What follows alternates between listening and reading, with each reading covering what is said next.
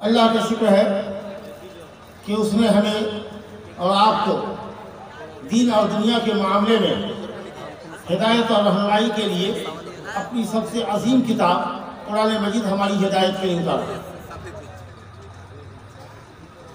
اللہ تعالیٰ فرماتا ہے کتاب انزلناہ الیک مبارک، عظیم کتاب، اور کیجئے گا بہت عظیم کتاب اے نبی ہم نے آپ کی طرف اتاری ہے جو بہت برکت والی کتاب ہے۔ یہ قرآن مجید مبارک بہت برکت والی کتاب ہے۔ جہاں قرآن مجید کی تلاوت ہوتی ہے وہاں فرشتوں کا نزول ہوتا ہے۔ اللہ رب العالمین اس مجلس پر سکون اور اطمینان نازل کرتا ہے، اور فرشتے اس مجلس کو گھیر لیتے ہیں، اور اللہ رب العالمین قرآن مجید کا درس دینے والے قرآن پڑھنے اور پڑھانے والے، قرآن مجید کا معنی اور مطلب سننے اور سنانے والے، ایسے لوگوں کا ذکر اللہ تعالیٰ فرشتوں کے درمیان کرتا ہے۔ یہ وہ عظیم کتاب ہے جس کے ہر حرف پر 10 نیکی۔ رسول گرامی صلی اللہ علیہ وسلم نے فرمایا الف لام میم اگر کوئی پڑھتا ہے تو 30 نیکی پاتا ہے۔ کتنی نیکی؟ 30 نیکی۔ الف ایک حرف ایک شبد ہے، لام ایک شبد ہے، اور میم ایک شبد ہے۔ ہر لفظ پر 10 نیکی، گویا الف لام میم پڑھنے والے کو 30 نیکی۔ الحمدللہ رب العالمین، الف لام ہے میم دال، 5 لفظ میں 50 نیکی، الحمد میں للہ میں 30 نیکی، رب میں 30 نیکی، العالمین میں الف لام ہے لام یہ مینو 60 نیکی۔ اب دیکھیے الحمدللہ رب العالمین پڑھ رہے ہیں، آپ غور کیجئے کہ کتنی نیکی آپ کو ملتی ہے۔ جس گھر میں قرآن مجید کی تلاوت ہوتی ہے، خاص کر سورہ بقرہ کی تلاوت ہوتی ہے، اس گھر سے شیطان بھاگ جاتا ہے۔ قرآن کی تلاوت ہوتی ہے، شیطان بھاگتا ہے۔ قرآن مجید گھر میں رکھنے سے شیطان نہیں بھاگتا۔ آپ 100 قرآن رکھ دیجئے، شیطان گھر میں آئے گا، لیکن جب آپ قرآن مجید پڑھیں گے اپنے گھر میں، آپ پڑھیں گے، آپ کے بچے پڑھیں گے، آپ کی بیوی پڑھے گی، شیطان گھر چھوڑ کے بھاگ جائے گا۔ یہ مبارک کتاب جو ہماری ہدایت کے لیے اللہ رب العالمین نے اتاری ہے، جو کتاب حق اور باطل کے درمیان فرق کرتی ہے، وہ کتاب جس میں تمام اگلے انبیاء کی تعلیمات کا ذکر ہے، وہ عظیم کتاب اسی مہینے میں اتری جس کو ہم رمضان المبارک کے نام سے جانتے ہیں، جو چند دنوں کے بعد ہم پر اور آپ پر سایہ فگن ہو رہا ہے۔ اللہ کرے کہ یہ مہینہ رمضان کا آئے اور ہم سب لوگ صحت کے ساتھ ہوں، عافیت کے ساتھ ہوں، اور زیادہ سے زیادہ اللہ رب العالمین کی بندگی کرے۔ روزہ کو اس طرح رکھیں جیسے روزہ رکھنے کا حق ہے۔ کچھ تو فرق ہونا چاہیے کہ روزے دار کی زندگی میں غیر روزے دار کی زندگی میں، رمضان کے دنوں میں اور غیر رمضان کے دنوں میں کچھ فرق ہونا چاہیے کہ نہیں ہونا چاہیے۔ حضرت جابر بن عبداللہ انصاری رضی اللہ عنہ فرماتے ہیں کہ دیکھو اگر روزہ رکھو تو تمہاری آنکھ بھی روزے سے ہو، تمہارا کان بھی روزے سے ہو، تمہاری زبان بھی روزے سے ہو۔ مطلب یہ ہے کہ آنکھ سے کچھ نہ دیکھو جو حرام ہے، جس کا دیکھنا جائز نہیں ہے، اور کان سے وہ سب نہ سنو جس کا سننا حرام ہے، اور زبان سے جھوٹ نہ بولو، غیبت نہ کرو، بری باتیں نہ کہو۔ یہ اصل روزہ ہے۔ بھوکے پیاسے رہنے کا نام روزہ نہیں ہے۔ کہا گیا کتنے روزے دار ہیں جو روزہ رکھتے ہیں، بھوکے پیاسے رہتے ہیں، سوائے بھوک اور پیاس کے ان کو کچھ نہیں ملتا، لیکن جو روزہ رکھتے ہیں یہ سمجھنے کے لیے کہ ایمان کو تازہ کرنا ہے، ایمان کو رینول کرنا ہے، ایمان کا نوینیکرن کرنا ہے، قرآن مجید کی تلاوت کرتے ہیں، ذکر و دعا کرتے ہیں، صدقہ خیرات کرتے ہیں، اور ایمان کی فضاؤں میں سانس لیتے ہیں، ان کا روزہ ہے، ان کے لیے بابرکت مہینہ ہے۔ سنیں بھائی، اللہ رب العالمین کا شکر اور احسان ہے۔ ہم بات کو مختصر کریں گے کہ اللہ رب العالمین کا شکر ہے کہ وہ عظیم کتاب اللہ رب العالمین نے جو ہماری ہدایت کے لیے اتاری ہے، جس کو اللہ نے مبارک کتاب کہا، جس کو ہدایت کا سرچشمہ کہا، جس کو سراپا رحمت کہا، جس کو مسلمانوں کے لیے دین اور دنیا کی کامیابی کی بشارت کا خزانہ کہا اللہ رب العالمین نے۔ آپ اس مدرسے کے پراگن میں ہیں، آپ اس مدرسے کے صحن میں ہیں جو مدرسہ تجوید القرآن اسلام پور کے نام سے جانا جاتا ہے، جس کے زیر اہتمام یہ عظیم الشان جلسہ منعقد ہو رہا ہے۔ میں اللہ سے دعا کرتا ہوں کہ آپ کے ایک ایک پیسے کو اللہ رب العالمین اپنی رضا کے لیے قبول کر لے۔ اللہ رب العالمین قرآن مجید کی حفظ کے لیے، قرآن مجید کی تعلیم کے لیے، حفاظ کو اور علماء کو پیدا کرنے کے لیے اللہ تعالیٰ اس مدرسے کی حفاظت فرمائے اور اس طرح کے تمام مدرسوں کو اللہ تعالیٰ پروان چڑھائے، اور آپ کے خون پسینے کی ایک ایک پیسے کی کمائی کو اللہ تعالیٰ قبول کرے اور 700 گنا اور اس سے زیادہ بھی دے۔ میں اس بھائی کے لیے جو غیر مسلم ہو کر جس نے 15,000 روپیہ دیا تھا، ہم دعا کرتے ہیں کہ اللہ رب العالمین اس کو چیریٹی کام میں، بھلائی کے کام میں تعاون کرنے کی اور توفیق عطا فرمائے، اور اس کو صحیح مارگ اللہ تعالیٰ اس کو دکھائے، حق اور ہدایت کی ستیہ کا جو مارگ ہو اللہ رب العالمین اس بھائی کو دکھائے۔ میرے بزرگوں دوستو، ظاہر ہے کہ حافظ کے متعلق ہمارے مولانا توحید صاحب نے بتایا تھا کہ حافظ کو یقال لصاحب القرآن، قرآن والے کو کہا جائے گا، قرآن کے حافظ کو، قرآن کے عالم کو، اور قرآن پر عمل کرنے والے کو یہ کہا جائے گا قیامت کے دن کہ پڑھتا چل اور چڑھتا چل، تیری منزل وہاں ہے جہاں تو جا کر آخری آیت کو ختم کرے گا۔ اور ظاہر ہے کہ جس قرآن کی تعلیم کے لیے، جس قرآن مجید کے حفظ کے لیے ادارہ قائم کیا گیا ہے، بانیان کے لیے بھی یہ صدقہ جاریہ ہے، اور آپ حضرات کا جو تعاون ہے اور آپ کے تعاون سے جو یہ بچے پل پڑھ رہے ہیں اور قرآن مجید کو یاد کر رہے ہیں، انشاءاللہ اس کا بڑا اجر اور ثواب اللہ تعالیٰ آپ کو بھی دینے والا ہے۔ الدال علی الخیر کفاعلہ، فرمایا گیا کہ نیکی کی طرف رہنمائی کرنے والا نیکی کرنے والے کی طرح ہے۔ رسول گرامی صلی اللہ علیہ وسلم فرمایا من دعا الی ھدی کان لہ من الاجر مثل اجور من تبعہ لا ينقص من اجورہم شیئا۔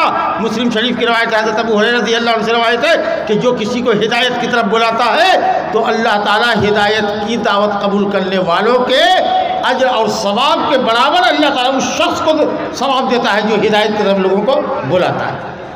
بزرگوں اور دوستوں، اسی طریقہ سے اللہ کا شکر اور احسان ہے کہ ہم اس نبی کی امت ہے جو نبی تمام نبیوں کا سردار، تمام نبیوں کا امام اور نبیوں کے سلسلے کو ختم کرنے والا ہے۔ آخری نبی اور رسول کی حیثیت سے محمد صلی اللہ علیہ وسلم کو اللہ نے مبعوث فرمایا۔ تمام انبیاء کی امامت انہوں نے کی، کہاں؟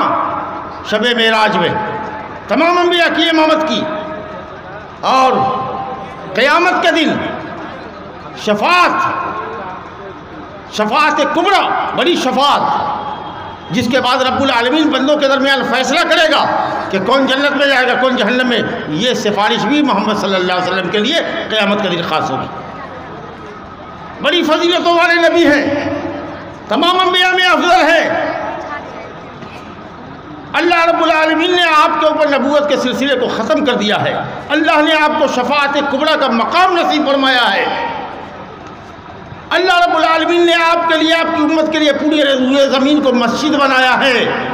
جہاں کہیں مسلمان کی نماز کی جگہ ہو جاتی ہے وہ مسلمان وہی سجدہ میں گر جاتا ہے، چاہے وہ کھیت میں ہو، چاہے وہ سڑک کنارے ہو، اسٹیشن میں ہو، کہیں بھی ہو، اگر نماز کا وقت ہوتا ہے اور مسجد قریب میں نہیں ہوتی ہے وہ وہی سجدہ کر لے گا۔ یہ کسی نبی کی امت کے لیے نہیں تھا، یہ صرف اس نبی کی امت کے لیے ہے۔ روئے زمین میں جہاں کہیں بھی پاؤ پاک صاف ستھری جگہ ہے، نماز میں کھڑے ہو جاؤ۔ میرے بزرگوں دوستو، اس نبی کی امت ہونے کی وجہ سے اللہ تعالیٰ نے حضرت آدم علیہ السلام سے لے کر محمد صلی اللہ علیہ وسلم کی امت تک جتنی انسانیت آئی ہے سب میں اللہ تعالیٰ نے اس امت کو افضل بنا دیا۔ کیوں؟ اس لیے کہ اس امت کا رسول کون ہے؟ سب سے افضل رسول۔ تو ظاہر ہے کہ سب سے افضل رسول کی جو امت ہوگی وہ سب سے افضل امت ہوگی۔ اللہ رب العالمین فرماتا ہے سورہ آل عمران آیت نمبر 110 میں، کنتم خیر امت، تم لوگ بہترین امت ہو، سب سے بہتر امت ہو، سب سے افضل امت ہو، دنیا کی تاریخ میں تم سے افضل امت گزری نہیں۔ بھائیو، تھوڑی دیر کے لیے خاموش رہیے، آدھا گھنٹہ سے زیادہ آپ کا ٹائم نہیں لے گا، پھر سوال جواب کریں گے۔ آدھا گھنٹہ اطمینان سے بیان سن لیجیے۔ یہ سب سے افضل امت ہے۔ اللہ فرماتا ہے کنتم خیر امہ، تم سب سے بہترین امت۔ کیوں ہو اس کا ذکر بعد میں کریں گے۔ رسول اللہ صلی اللہ علیہ وسلم فرمایا انتم توفون 70 امتا انتم اعزها واکرمها علی اللہ۔ کہا دنیا میں 70 بڑی بڑی قومیں، بڑی بڑی امتیں گزری ہیں، 70 بڑی بڑی امتیں گزری ہیں، تم ساری امتوں میں 69 قومیں گزری ہیں، 70ویں قوم 70ویں امت تم ہو۔ تم سے پہلے 69 60 پر 9 60 9 69 امتیں گزری ہیں، اور تم ان تمام امتوں میں یہ 70ویں امت جس کے ذریعے اللہ نے 70 کی گنتی پوری کی ہے، یہ 70ویں امت گزشتہ تمام 69 امتوں میں سب سے افضل ہے۔ کتنا بڑا مقام ہے۔ کچھ باتیں آپ کے سامنے رکھتے ہیں، 2-3 باتیں رکھتے ہیں، اس کے بعد آپ بتائیں گے کہ کیوں یہ امت افضل کی گئی۔ اب دیکھیے، اس امت کو اللہ نے گواہ بنایا ہے، اس امت کو اللہ نے گواہ بنایا ہے، دنیا میں بھی گواہ بنایا ہے اور قیامت کے دن بھی۔ ایک ایک بات قرآن اور حدیث کی ہے۔ صحیحین کی روایت ہے، حضرت انس بن مالک رضی اللہ عنہ سے روایت ہے، کہتے ہیں کہ نبی کریم صلی اللہ علیہ وسلم کے پاس سے ایک جنازہ گزارا گیا، تو لوگوں نے کہا بہت اچھا آدمی تھا، بہت بھلا مانوس تھا، معلوم سی لوگ۔ تو نبی صلی اللہ علیہ وسلم نے فرمایا کہ وجبت، اس کے لیے واجب ہو گیا، ثابت ہو گیا۔ دوسرا کو جنازہ گزارا گیا تو لوگوں نے کہا بہت برا آدمی تھا، بہت خراب غلط آدمی تھا، تو نبی صلی اللہ علیہ وسلم نے فرمایا وجبت، اس کے لیے بھی واجب ہو گیا، ثابت ہو گیا۔ حضرت عمر فاروق رضی اللہ عنہ کہتے ہیں کہ میں نے پوچھا یا رسول اللہ، پہلا جنازہ گزرا تو آپ نے کہا وجبت، دوسرا بھی گزارا گیا تو آپ نے کہا وجبت، آپ نے فرمایا کہ انتم شہداء اللہ فی الارض۔ کہاں کی روایت ہے؟ بخاری مسلم کی۔ راوی کون؟ حضرت انس بن مالک کہتے ہیں کہ تم لوگ اللہ کے گواہ ہو زمین میں۔ تم میں کا کچھ لوگ اگر کسی کو کہتا بھالو مانوس تھا، بڑا اچھا آدمی تھا، اگر مسلمان اچھے کچھ لوگ کسی کو اچھا کہتے ہوں تو اس کے لیے جنت واجب ہو گئی۔ اللہ اکبر، تمہاری گواہی ہے، تم اچھے مانوس بھلے مانوس لوگ اگر کسی بھلے مانوس کے لیے کہتے ہو کہ بھالو مانوس تھا تو اللہ تعالیٰ اس کے لیے جنت ثابت کرتا ہے۔ لیکن اگر تم لوگ کسی کو کہتے ہو کہ بہت برا آدمی تھا، بہت گندا آدمی تھا، بہت چور تھا، بددین تھا، شرابی کبابی تھا، چلو اس کے مرنے سے اللہ کے بندوں کو اور اللہ کی زمین کو سکون مل گیا، چین مل گیا، بہت بدمعاش آدمی تھا، بھلے بڑھ گیا، تو اس کے لیے جہنم ثابت ہو گئی۔ انتم شہداء اللہ فی الارض، تم زمین میں اللہ کی گواہ۔ معمولی بات ہے، کیا بات کرتے ہیں اس لڑکے سے؟ کیا بات کرتے ہیں اس لڑکے سے؟ قرآن حدیث کے سامنے بات کرتے ہیں آپ لوگ۔ اب آپ آئیے بخاری کی شریف کی حدیث دیکھیے، ابو سعید خدری رضی اللہ عنہ کی حدیث سناتے ہیں، کہا کہ قیامت کے دن حضرت نوح علیہ السلام کو اللہ تعالیٰ بلائے گا، کہے گا اے نوح، کیا آپ نے اپنی قوم کو اللہ کا دن پہنچایا تھا؟ یہ پہلی قوم ہے حضرت نوح کی جو قبر پوجتی اور قبر پوجنے کے ساتھ ساتھ بت پوجتی تھی، پہلی قوم تھی دنیا میں۔ حضرت آدم اور حضرت نوح کے درمیان 1000 سال گزرا، سب لوگ ایک اللہ کی بندگی کرنے والے تھے، ایک ایشور کے پرشنسک تھے، ایک ایشور کے آگیاکاری تھے، ایک اللہ کی عبادت کرنے والے تھے۔ یہ پہلی قوم ہے نوح علیہ السلام کی قوم، جن کے یہاں 5 بزرگ تھے، بڑے بڑے بزرگ، اور بھی بزرگ رہے ہوں گے لیکن 5 کو بڑے بڑے بزرگ تھے، ان سب کی موت قریبی مدت میں ہو گئی، ہاہاکار مچ گئی۔ جیسے ہی کرونا کال میں 1 سال کے اندر میں ہندوستان پاکستان میں بڑے بڑے علماء کی موت کی سب بچ گئی، بڑے بڑے علماء گئے۔ اور ہم نے آج بھی جمعہ کے خطبے میں کہا ہے کہ علماء کی موت علم کا اٹھ جانا ہے، اور علم کا اٹھ جانا اور جہالت کا پھیلنا قیامت کی علامتوں میں سے ہے۔ بہت دن دنیا کو نہیں رہنا ہے، اب کتنا دن رہے گی تو اللہ جانے، لیکن آخری دور میں ہم لوگ ہیں، آخری دور میں۔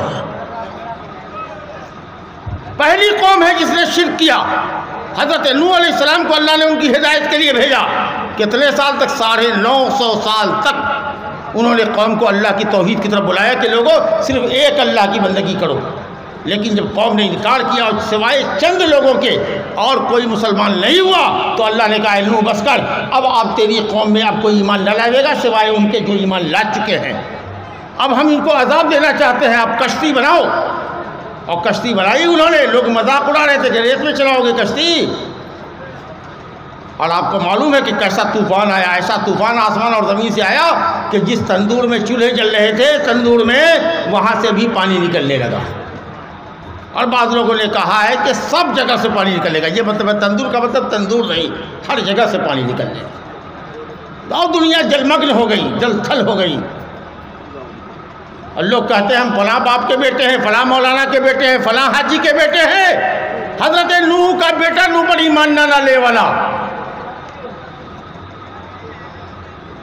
حضرت نوح کی بیوی حضرت لوط کی بیوی نوح پر ایمان نہ لانے والی، لوط پر ایمان نہ لانے والی جہنم میں گئی. بیٹا اگڈو کر رہا ہے حضرت نوح کا، کہہ رہے اللہ تعالیٰ میرا بیٹا ہے. کہا نہ نبی کا بیٹا وہ ہوتا ہے جو نبی کی بات مانتا ہے، جو اللہ کے دین پر ہے. آپ اپنے بیٹے کی سفارش مت کیجئے، وہ آپ کا اہل نہیں ہے. اگر آپ اس طرح کی بات کریں گے تو جاہل ٹھہریں گے، جاہل ٹھہریں گے. کس کو اللہ کہہ رہا ہے؟ بڑے پیغمبر کو. بہرحال 950 برس حضرت نوح علیہ السلام نے اپنی قوم کو دعوت دیا. ایک دم سرل اردو میں بولتے ہیں آپ کو تاکہ سب کو سمجھ میں آئے. اور وہ قوم 950 برس جس کو ایک نبی نے دعوت دی ہے، وہ قیامت کے دن اللہ کے دربار میں کہے گی کہ نہیں، نوح نے کوئی دعوت تیری نہیں پہنچائی، انہوں نے دین نہیں پہنچایا. اللہ اکبر. نوح علیہ السلام کہیں گے اللہ ہم نے 950 سال تیری دین کی دعوت دی. قوم کہے گی نہیں یہ غلط بولتے ہیں. تب اللہ پوچھے گا کہ نوح کون گواہی دے گا تمہاری؟ تو کہا محمد صلی اللہ علیہ وسلم اور ان کی امت. یہ جو بات بول رہا تھا ہم کو، محمد صلی اللہ علیہ وسلم اور ان کی امت، محمد صلی اللہ علیہ وسلم اور ان کی امت گواہی دیں گے. پوچھے گا قوم کا لوگ کہ تم تو آئے ہمارے 1000 2000 5000 10,000 سال کے بعد آئے، تم کو کیا معلوم؟ ہم کہیں گے کہ جو کتاب اللہ نے آخری کتاب اتاری تھی، اپنا کلام اتارا تھا، اس میں نوح علیہ السلام کی دعوت کا ذکر تھا کہ انہوں نے 950 سال تک قوم کو دعوت دی اور قوم ایمان نہیں لائی. قرآن پڑھ کر کے تم کو ایمان ہوا، علم ہوا. اللہ اکبر. حضرت نوح کو ڈگری مل جائے گی اور قوم کے گنہگاروں کو اللہ تعالیٰ جہنم رسید کرے گا. کس کی گواہی ملی اور کس کی گواہی اللہ نے لی؟ محمد صلی اللہ علیہ وسلم کی اور آپ کی امت کی. قرآن کہتا ہے وَكَذَلِكَ جَعَلْنَاكُمْ أُمَّةً وَسَطًا لِتَكُونُوا شُهَدَاءَ عَلَى النَّاسِ وَيَكُونَ الرَّسُولُ عَلَيْكُمْ شَهِيدًا. جس طرح اللہ نے سب سے بہتر قبلہ کعبہ تم کو عطا کیا ہے، جو پہلا گھر روئے زمین پر اللہ کی بندگی کے لیے بنایا گیا تھا، پہلا گھر روئے زمین پر اللہ کی بندگی کے لیے کعبہ ہے، وہ قبلہ ہے ہمارا، جدھر ہم گھوم کر نماز پڑھتے ہیں، جدھر تھوکنا گوارا نہیں کرتے، جدھر گھر کر کے ہم پیشاب پیخانہ نہیں کرتے. احترام قبلہ میں اللہ کہتا ہے جس طرح سب سے بہترین قبلہ تم کو عطا کیا ہے، اسی طریقے سے اللہ نے بہترین قوم اور بہترین امت تم کو بنایا ہے تاکہ قیامت کے دن تم لوگوں پر گواہی دے سکو. کتنا بڑا اعزاز، کتنا بڑا مقام ہے. چلیے آپ بات کو آگے بڑھاتے ہیں. دوسری چیز کیا ہے؟ اس امت کی عمر کتنی ہے؟ 60-70 سال کے درمیان. بہت جیے گا تو 80 سال 90 سال 100 تو کچھ گرتا ہے. پورا شیش آبادی میں کھجیے تو تلاشی تو 100 سال کا بوڑھا کون ہے؟ ایک دو ملے گا پورا شیش آبادی میں. 5 کو ملے گا، اس سے زیادہ نہیں ملے گا. 60-70 سال کے درمیان اس امت کی عمر رکھی گئی ہے. کتنی عمر؟ 60 سے 70 سال. اور اب تو 60 سے پہلے ہی بہت سے لوگ جا رہے ہیں. 60 سے پہلے ہی جا رہے ہیں. 35 40 45 سال کا نوجوان جا رہا ہے. کتنی مختصر عمر ہے. اور اگلی قوموں کی عمر ہوتی تھی 1000 سال 1500 سال. نبی کریم صلی اللہ علیہ وسلم نے بہترین مثال دی. حضرت عبداللہ بن عمر رضی اللہ عنہ سے روایت ہے، بخاری مسلم میں روایت ہے. کیا کہا کہ دیکھو تمہاری مثال اگلی قوموں کے مقابلے میں ایسے ہی ہے. لا الہ الا اللہ. تمہاری مثال اگلی قوموں کے مقابلے میں ایسے ہی ہے جیسے عصر سے لے کر کے مغرب تک کا وقت. آپ جانتے ہیں نا، صبح سے لے کر کے فجر کے وقت سے لے کر فجر کے وقت سے لے کر کے بہت مختصر بولیں گے اور خواہ آپ لوگ ڈسٹرب کریں. آدھا گھنٹہ اطمینان سے آپ نہیں بیٹھ سکتے. کہا کہ صبح سے لے کر کے 12 بجے تک ظہر کے وقت تک یہود نے کام کیا ایک قیرات پر. مان لو ایک قیرات ایک وزن ہے 1 روپیہ، مانو 1 روپیہ، کہ اگر کوئی صبح سے لے کر کے 12 بجے تک کام کرے گا تو اس کو 1 روپیہ دے گا. تو کون تیار ہوا کام کرنے کے لیے؟ یہودی. اس کے بعد کہا اور دن مکمل کر لو اور پیسہ دیں گے. کہا نہیں ہم نہیں سکیں گے. کہا اب کون کام کرے گا؟ ظہر سے لے کر کے عصر تک. تو عیسائیوں نے کہا کہ ہم کام کریں گے. کہا چلو تھوڑا سا کام کرے گا تم 3 گھنٹے کا، تم کو بھی 1 روپیہ دیں گے. تو عیسائیوں نے کام کیا اور اس کے بعد اللہ تعالیٰ نے کہا کہ اچھا اب عصر سے لے کر کے مغرب تک جو سب سے شارٹ ٹائم ہے، کم ٹائم ہے، اس میں کون کام کرے گا؟ اس کو 2 ٹکا دیں گے. تو امت محمدیہ نے کہا ہم کام کریں گے. دیکھا آپ نے، کم ٹائم میں زیادہ ثواب اللہ نے کس کے لیے لکھا؟ اس امت کے لیے لکھا. کیسے نہیں لکھا؟ اب کیسے نہیں لکھے گا؟ ابھی آپ نے سنا ہے، سننے والے نے بتایا آپ کو، یہ تو رمضان کا مہینہ ہے، قرآن کا اترنا اس میں ثابت ہے۔ کون سی رات میں اتری؟ لیلۃ القدر میں۔ لیلۃ القدر کب ہے؟ رمضان کے آخری عشرے میں، خاص کر کے پھوٹ رات جو ہے 21، 23، 25، 27، 29 ہے۔ اہل حدیث اس کو نہیں مانتا ہے، 27 کی رات کو نہیں خالی مانتا، خالی 23 کو نہیں مانتا، 5 رات میں جگتا ہے جی۔ اگر وہ رات تم نے عبادت الہی میں گزار لیا تو تمہاری یہ عبادت 1000 مہینے سے بہتر ہوئی۔ ابھی سنا تھے وقتہ بول رہے تھے کہ 83 سال کچھ مہینہ، کس کے مقابلے میں؟ ان قوموں کے مقابلے میں جن کو اللہ تعالیٰ نے لیلۃ القدر نہیں دیا تھا۔ اگلی قوموں کو اللہ نے لیلۃ القدر کی یہ فضیلت نہیں دی تھی۔ اگر لیلۃ القدر رہا بھی ہو ان کے یہاں، لیلۃ القدر رہی بھی ہو تو یہ ثواب نہیں تھا ان کے یہاں۔ اللہ نے اس امت کو ثواب دیا کہ لیلۃ القدر میں اگر اللہ کی عبادت کرتے ہو، 83 سال کی عبادت ہے۔ اگر مان لیجئے کہ کوئی آدمی 60 سال 70 سال کا ہو گیا، 15 سال سے اس نے لیلۃ القدر کا اہتمام کیا، آپ سمجھ سکتے ہیں کتنے ہزار سال کی اس کی عبادت ہو جائے گی۔ یہ اللہ کا کرم ہے آپ کے لیے کہ تھوڑا عمل کیجئے اور زیادہ ثواب پائیے۔ لیکن کیا بات ہے، کوئی کہے کہ نہیں 83 سال 4 مہینے کی عبادت ہے، بہتر ہے، اب نماز نہ پڑھو 5 وقت کی، خالی لیلۃ القدر میں عبادت کرو، نہیں ایک کو کوڑی نہ ملے گا، ایک کو کوڑی نہ ملے گا، ایک کو کوڑی نہ ملے گا۔ 5 وقت کی نماز فرض ہے، رمضان کا روزہ فرض ہے، مالدار ہو تو مال کی زکوٰۃ فرض ہے، اس سے بھی زیادہ مالدار ہو تو حج فرض ہے۔ یہ سارے کام کرنے ہوں گے، اور اس کے بعد لیلۃ القدر میں اگر عبادت کرو گے تو اللہ تعالیٰ 1 رات کی عبادت کا ثواب اگلی قوموں کے 83 سال کی عمر کے برابر 1 رات کا ثواب تمہارے لیے عطا فرمائے گا۔ دھوکہ میں نہیں پڑنا، یہ سب نے کی قبول ہوگی جب ایمان تمہارا سلامت رہے گا، توحید رہے گی قائم کہ ایک اللہ بندگی کے لائق ہے بس، اور اس کی آگیا کا پالن کرنا ہوگا، فرائض اور واجبات کو ادا کرنا ہوگا، حرام کام سے بچنا ہوگا، تب جا کر کے تمہاری 1 رات کی نفلی عبادت جو لیلۃ القدر کی نفلی عبادت ہوگی، جس میں نماز پڑھو گے، ذکر و تلاوت کرو گے، دعا کرو گے، وہ اللہ تعالیٰ اگلی قوم کے 83 سال سے زیادہ کی عمر کی نیکی لکھے گا۔ کتنی بڑی بات ہوئی، یہ 2 خوبی ہوئی۔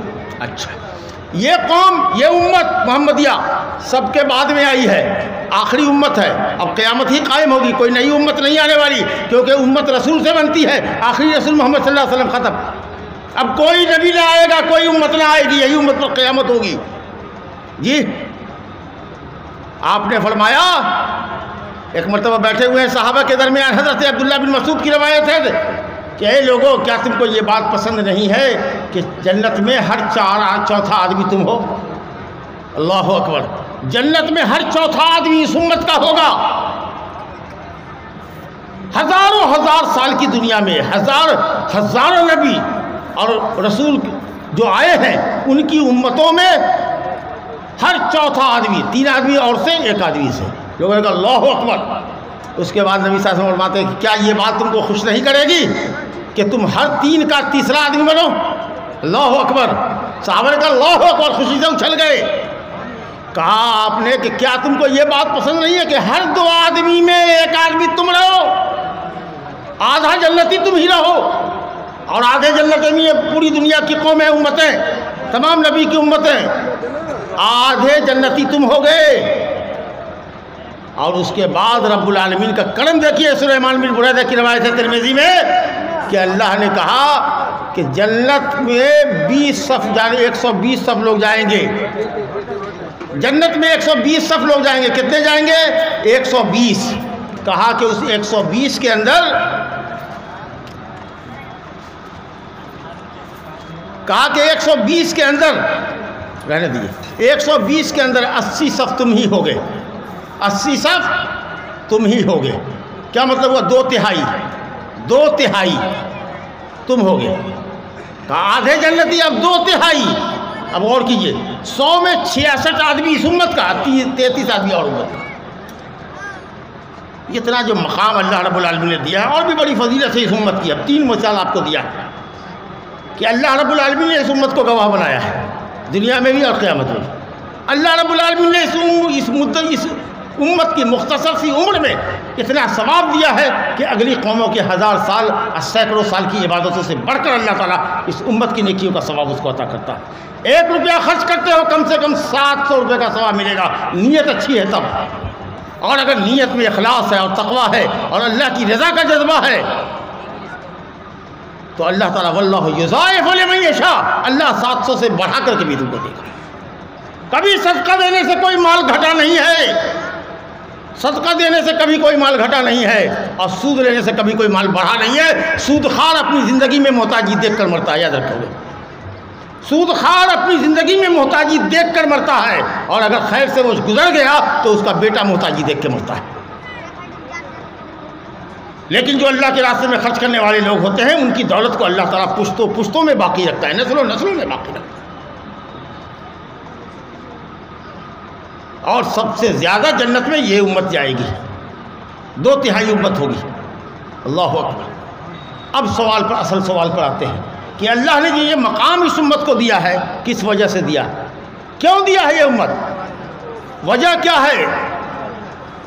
وجہ ہے اخرجت للناس، تم لوگوں کے بھلائی کے لیے پیدا کیے گئے ہو۔ تأمرون بالمعروف وتنہون عن المنکر، تم دوسروں کو بھلائی کا حکم دیتے ہو اور ایک دوسرے کو برائی سے روکتے ہو۔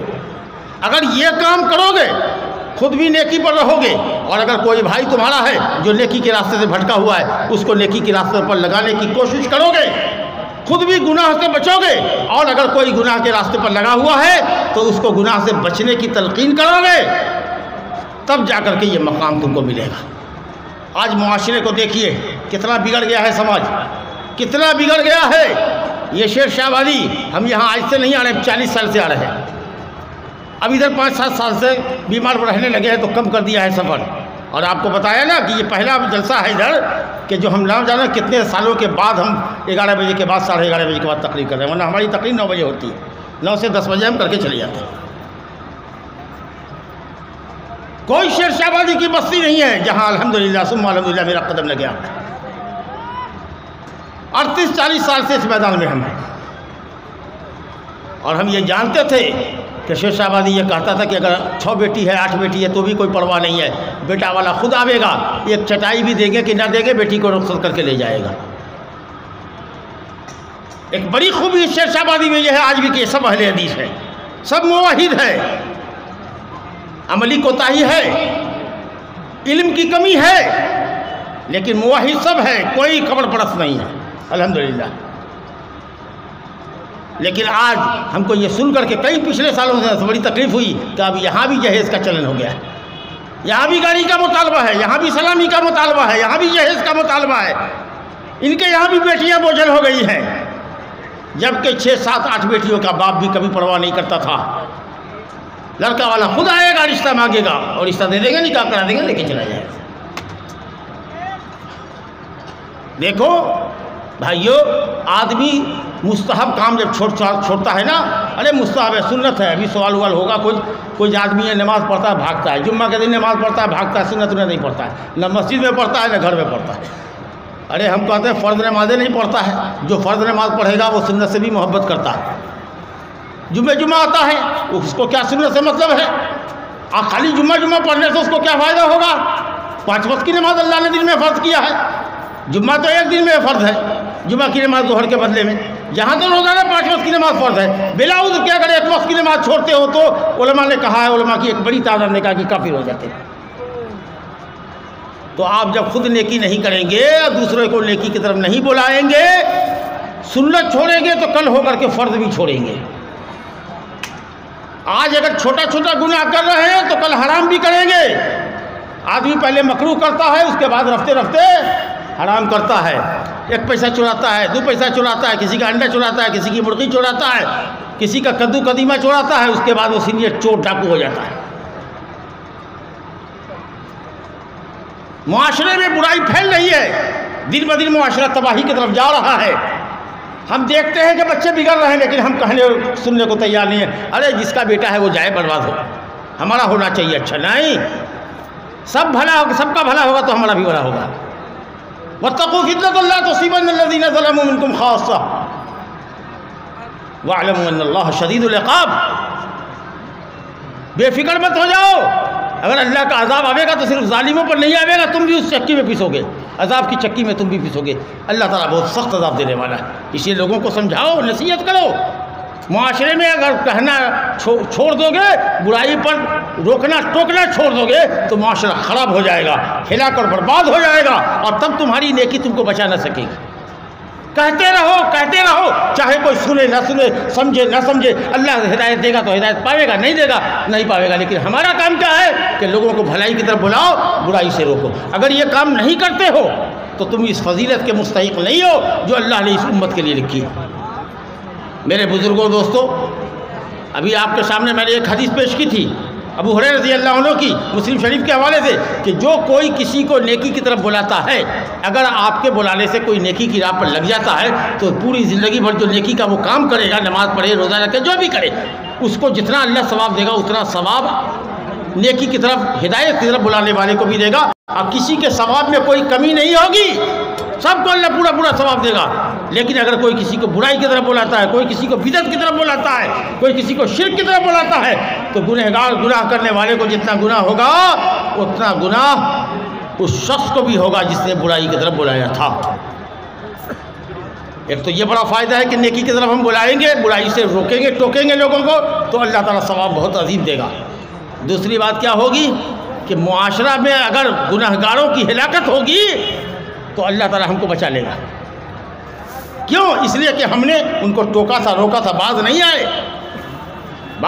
یاد رکھیے، ایک سمندر کے کنارے قوم تھی یہودیوں کی، ایک قوم تھی، ایک جماعت تھی، اللہ تعالیٰ نے ان کو بڑا آزمایا، بڑے گنہگار تھے، تو اللہ تعالیٰ نے ان کی روزی کیسے چھینی ہے، کیسے منہ کا لوالا اللہ نے چھینا ہے، وہ یہ دیکھیے کہ سنیچر کے یہاں یہودی کہتے تھے، جیسے ہم لوگوں نے جمعہ کے دن عبادت کا لیا ہے نا، تو ہمارے یہاں تو کام بھی ہے، عبادت بھی ہے، لیکن ان کے یہاں عبادت ہی کا دن تھا، کوئی کام کاج نہیں کرنا تھا۔ گنہگار اتنے تھے کہ اللہ نے نوالا کیسے چھینا ہے، سمندر کے کنارے تھے، مچھلی کا شکار کرتے تھے، کھاتے تھے، بیچتے تھے، مال بڑھاتے تھے، اللہ نے سزا یہ دیا کہ 6 دن سمندر کی تہ میں مچھلی بیٹھی رہتی تھی، اور کب آتی تھی؟ سنیچر کے دن، کہ بس پکڑو اور اٹھا لو، جال ڈالو اٹھا لو، اور اتوار سے لے کر کے جمعہ تک کہیں نظر نہیں آتی تھی جی۔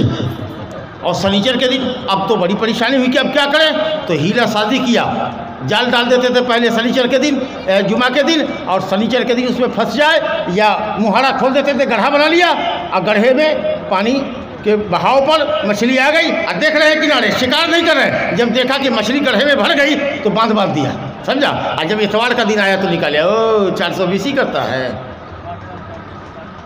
تب ایک جماعت گنہگاروں کی تھی، ایک جماعت منع کرنے والوں کی تھی، بھائی کیوں کرتے ہو، ایک بھائی کیوں کرتے ہو، نہیں باز آیا، تو یہ جو منع کرنے والے لوگ تھے اس میں 2 گروپ ہو گیا، ایک نے کہا کہ اب اس کو کہنا غلط ہے، کہنا ٹھیک نہیں ہے، بے فائدہ ہے، کتنا کہے یہ مانتا نہیں ہے، تو ایک نے کہنا سننا چھوڑ دیا، اور ایک قوم برابر لگی رہی، نصیحت کرتی رہی، منع کرتی رہی۔ اللہ تعالیٰ کہتا ہے کہ جب عذاب آیا تو ہم نے ظالموں کو ہلاک کر دیا جو گناہ کرنے والے تھے، اور ہم نے ان کو بچا لیا جو گناہ سے روکنے والے تھے، بچ گئے۔ اچھا، وہ لوگ جو تھے جنہوں نے کہنا سننا چھوڑ دیا تھا، انہوں نے نصیحت کیا کہنے والوں کو، لِمَ تَعِظُونَ قَوْمًا اللَّهُ مُهْلِكُهُمْ أَوْ مُعَذِّبُهُمْ عَذَابًا شَدِيدًا، تم ایسی قوم کو کیوں نصیحت کر رہے ہو کہ اللہ ان کو عذاب دینے والا ہے، ہلاک کرنے والا ہے۔ دیکھ لیجیے کتنا چھبد ہو کر کے، پریشان ہو کر کے ایک پارٹی کہنا سننا چھوڑ دیا، مگر ایک پارٹی لگی رہی کہ نہیں مانے گا، نہیں مانے گا، وہ جانے اس کا کام جانے، معذرۃ الی ربکم ولعلہم یہتدون، کم سے کم اللہ کے نزدیک ہماری پکڑ تو نہیں ہوگی کہ تم نے کہا نہیں، اللہ کے یہاں ہمارا عذر تو مانا جائے گا، ہو سکتا ہے کسی کو اللہ ہدایت بھی دے دے، کہتے رہو، نہ جانے کب کس کو ہدایت مل جائے، مگر کہو، بھلائی کی تعلیم کرو اور برائی سے لوگوں کو روکو۔ بہرحال قوم جو شرارت کرنے والی تھی وہ بندر بنا دی گئی، بعضوں نے کہا کہ سور بوڑھوں لوگوں کو بنا دیا، بوڑھا سب سور بن گیا، اور جوان سب جو گلاٹی مارتا تھا، شکار کرتا تھا کود کر کے، اللہ تعالیٰ نے کہا تم کو بندر بنا دیتے، بندر کتنا چھلانگ لگاتا ہے، اور وہ جس کو اللہ نے توفیق دیا نصیحت کرنے کی وہ بچا لیا گیا، اور وہ بھی انشاءاللہ بچا لیے گئے جنہوں نے کہتے کہتے عاجز آ کر کے خاموشی کی رائے اختیار کر لی تھی، کیونکہ ان کو بھی نفرت تھی۔ ہوتا کیا ہے کہ ہم کسی کو منع کرتے ہیں، کیوں تاڑی پیتا ہے، کیوں جوا کھیلتا ہے، منع کر دیا، ایک دن کہہ دیا، دوسرے دن کہے گا مولوی صاحب آپ کی دعوت ہے ہمارے یہاں، ہمارے بیٹا کا بڑا چلنا ہے، ہماری بیٹی کا بیاہ ہونا ہے، ہمارا فلاں ہے، کل ہو کر کے کھا رہے ہیں، پی رہے ہیں، سب کام ساتھ ہی کر رہے ہیں، یہ کون دل سے برا جانا ہوا؟ نبی پاک صلی اللہ علیہ وسلم فرمایا کہ اگر برائی کو دیکھو تو ہاتھ سے مٹا دو اگر طاقت ہے تب۔ تمہارا بیٹا بدماشی کرتا ہے، تمہاری جڑو بدماشی کرتی ہے، تمہارا ماتحت کوئی بدماشی کرتا ہے، تمہارے پاور میں ہے کہ تم اس کو سمجھاؤ، لیکن ہاں اگر دوسرے کے بیٹے پر ہاتھ چلاؤ گے ہو سکتا ہے وہ ہاتھ چلا دے، ہو سکتا ہے وہ تم پر کیس کر دے، طاقت کا استعمال نہ کرو، لیکن زبان سے تو کہو، سمجھاؤ تو صحیح کہ کیا کر رہے ہو، اللہ سے ڈرو، یہ حرام ہے، یہ گناہ ہے، اتنا بھی کہنے سے چلے گئے۔ اور اگر یہ بھی نہیں کہہ پا رہے ہو تو دل سے برا جانو، دل سے اس آدمی کو برا جانو، یعنی اس کے ساتھ اٹھنا بیٹھنا کھانا پینا اس کو چھوڑو اس کو۔ اگر ایسا بھی نہیں کرتے ہو تو تمہارے دل میں رائی کے دانے کے برابر بھی ایمان نہیں۔ سمجھ گئے آپ؟ معاشرے کے اندر برائی بہت پھیل رہی ہے، اس پر دھیان دینے کی ضرورت ہے۔ میرے بھائیوں بزرگوں دوستوں، یہ دعوت تبلیغ کا مرکز ہے، یہ مدرسہ کیا ہے؟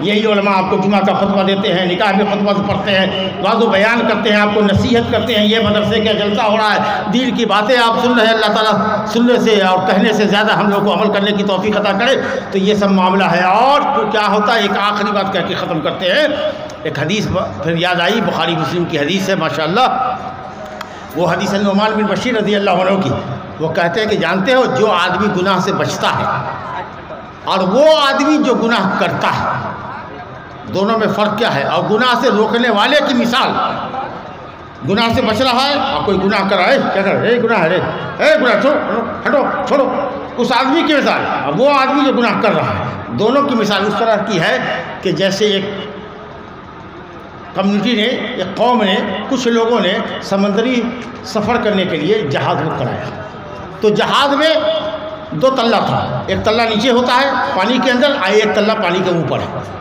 ذی طابقین، 2 تلہ ہے اس کے اوپر۔ تو قرآن اندازی ہوئی کون نیچے میں رہے گا کون اوپر میں رہے گا، تو قرآن جب لگا تو کچھ لوگوں کا نام نیچے آیا، جاؤ تم نیچے والے خانے میں جا کر کے رہو، سیٹ نمبر اتنا نیچے والے تلہ میں رہنا ہے، اور کچھ لوگوں کا اوپر والے میں آیا۔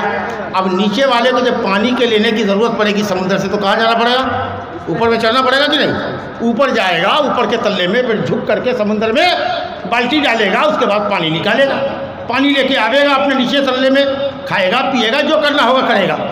اچھا منوس، اس کے بعد کیا ہوا کہ اچھا دیکھا نچلے والے نے کہ تو اوپر جانا پڑتا ہے، بار بار اوپر جاتے ہیں آتے ہیں، پانی چھلکتا ہے تو ہمارے بھائی کو بھی تکلیف ہوتی ہوگی، اوپر والے کو ایسا کرتے ہیں کہ نیچے سے تختہ میں سوراخ کر لیتے ہیں، ایک تو تختہ جہاز کا اکھاڑ لیتے ہیں، یہیں سے بالٹی ڈالیں گے اپن، اوپر والے کو جو معلوم ہوگا تو جو کہتے ہیں سر پٹ دوڑنا، سر پر پاؤں رکھ کے دوڑنا، ویسے دوڑے گا، ارے کیا کر رہا ہے بیمان والے ظالم، کیا کر رہا ہے، باپ رے کیا کر رہا ہے۔ اگر تختہ تم نیچے سے نکالے گا تو پورا جہاز پانی میں ڈوب جائے گا، پورا پانی جہاز میں بھر جائے گا، تم تو ڈوبے گا ہی، ہم لوگ بھی ڈوب جائیں گے۔ ارے بھیا یہ کیا کر رہے ہو؟ ارے پانی لانے میں ہم کو دشواری ہوتی ہے، دقت ہوتی ہے، آپ لوگ کو بھی نہ ہمیں تکلیف نہیں ہوتی، بلکہ ہم یہ آپ اپنی طرف سے بڑھا رہے ہیں کہ اگر اوپر والے کا بس چلے تو کہے گا کہ ہم تمہارا ہاتھ جوڑتے ہیں، بھیا مت جاؤ تم، ہم ہی پانی لا کے دے دیں گے، مگر تو کشتی میں سوراخ مت کرو، جہاز میں سوراخ مت کرو، کہے گا کہ نہیں کہے گا؟ ارے سب مر جائیں گے، سب ڈوب جائیں گے، ارے ہم ہی پانی لا کے دے دیں گے، بیٹا ہم ہی لاو، تم ہی سوراخ کرو نا، ہاں یہ نہ کہے گا۔ اب بتائیے اگر نہیں ٹوکتا اوپر والا جاننے کے باوجود کہ یہ نیچے والے تختہ نکالنے والے ہیں جہاز کا، اگر وہ نہ ٹوکتے نہ روکتے تو کیا ہوتا؟ وہ خود بھی ڈوبتے، سب لوگوں کو ڈباتے۔ تو وہی حال ہے کہ اگر تم برائی سے بچ تو رہے ہو لیکن برائی کرنے والے کا ہاتھ نہیں پکڑ رہے ہو، اس کو نہیں منع کر رہے ہو، تو جب سماج ڈوبے گا اور اللہ کا عذاب آئے گا تو صرف وہی نہیں ڈوبے گا، تم بھی ڈوبو گے۔ میرے بزرگوں دوستو، یہ بڑی خاص بات ہے، اور دعائیں جو نہیں آج قبول ہو رہی ہیں، حدیث میں آیا ہے کہ تم لوگ ضرور بھی ضرور ایک دوسرے کو بھلائی کا حکم دو اور برائی سے روکو، ورنہ ایک وقت آئے گا کہ اللہ تعالیٰ تمہارے دلوں میں نفرت ڈال دے گا اور تم دعا کرو گے تو دعائیں قبول نہیں ہوگی۔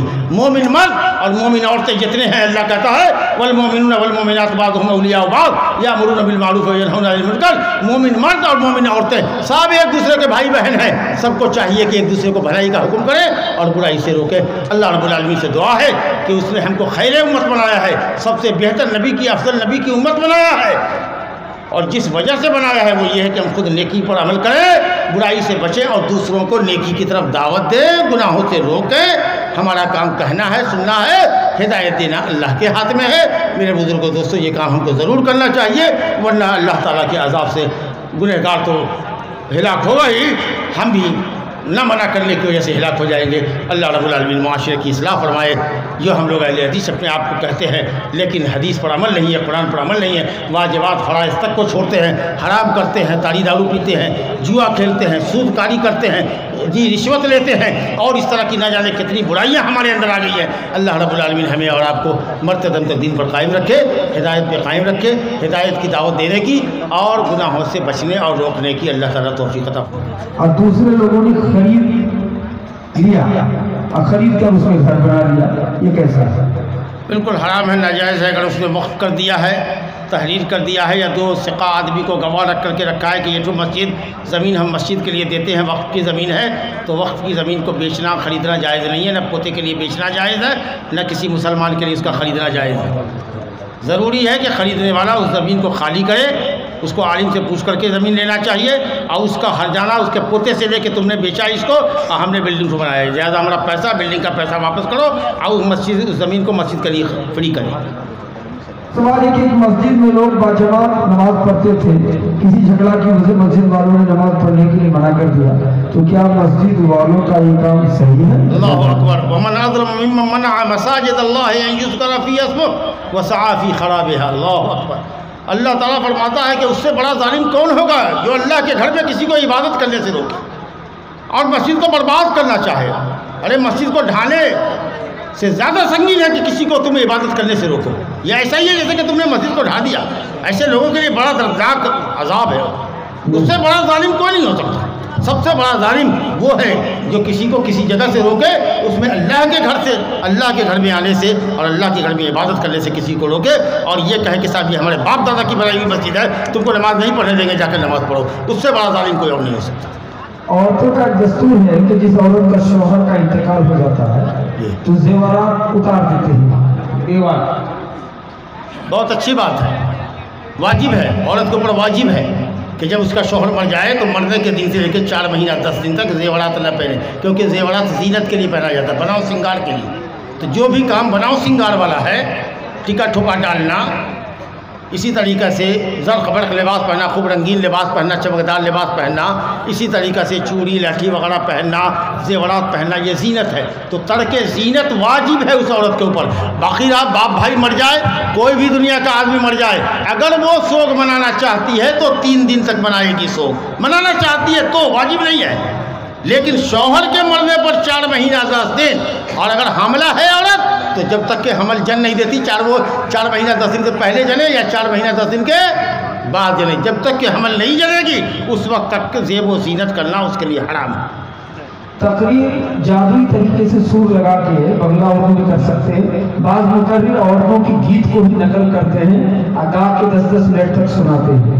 حرام تو نہیں کہیں گے ہم، لیکن یہ گانے بجانے والا انداز نہیں ہونا چاہیے، اس کی وجہ سے لوگوں کا مزاج خراب ہو گیا۔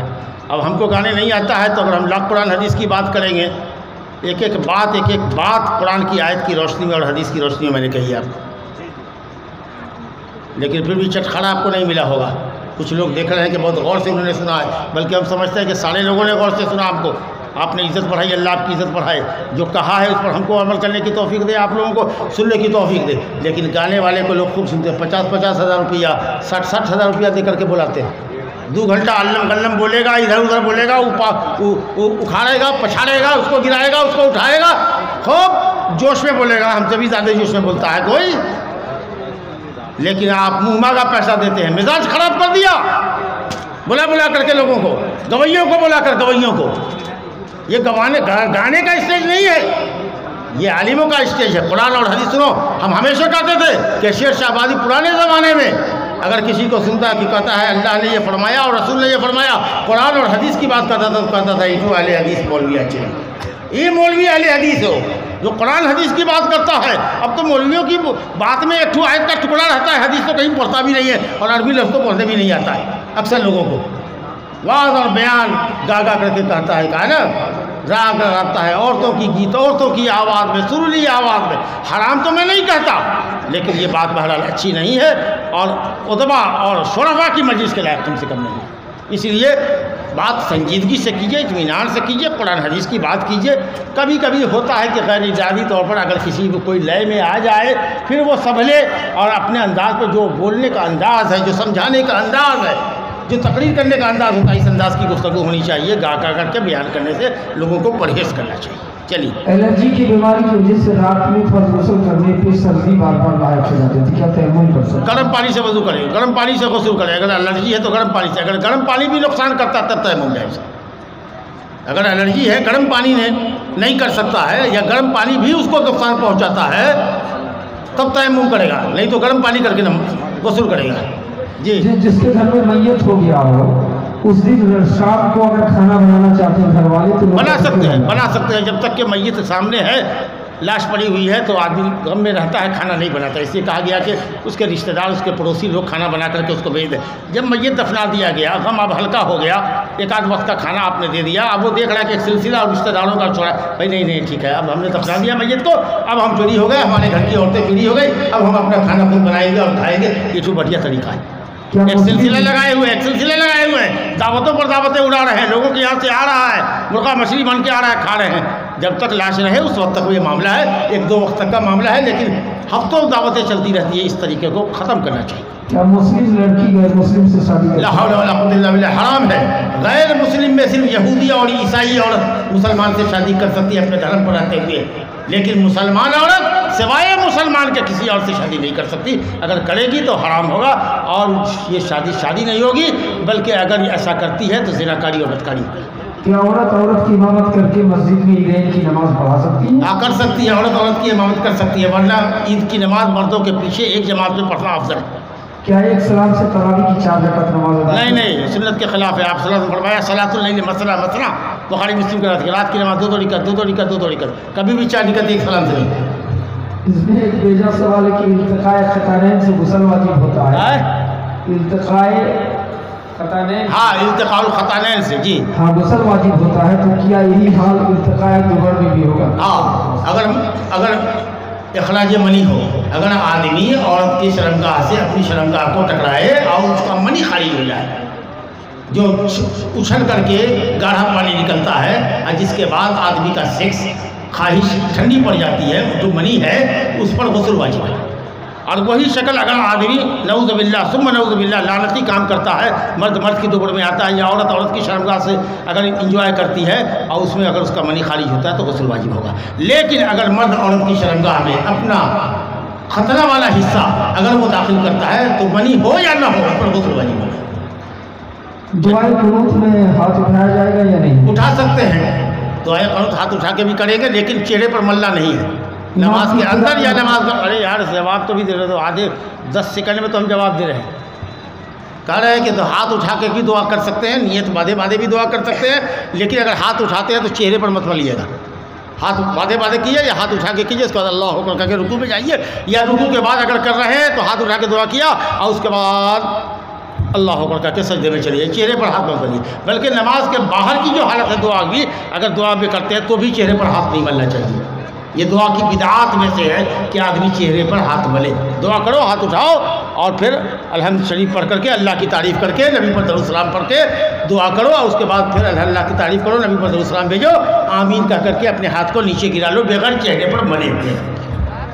امام کی ابتدا میں مقتدی آمین بھی کہے گا؟ کس میں؟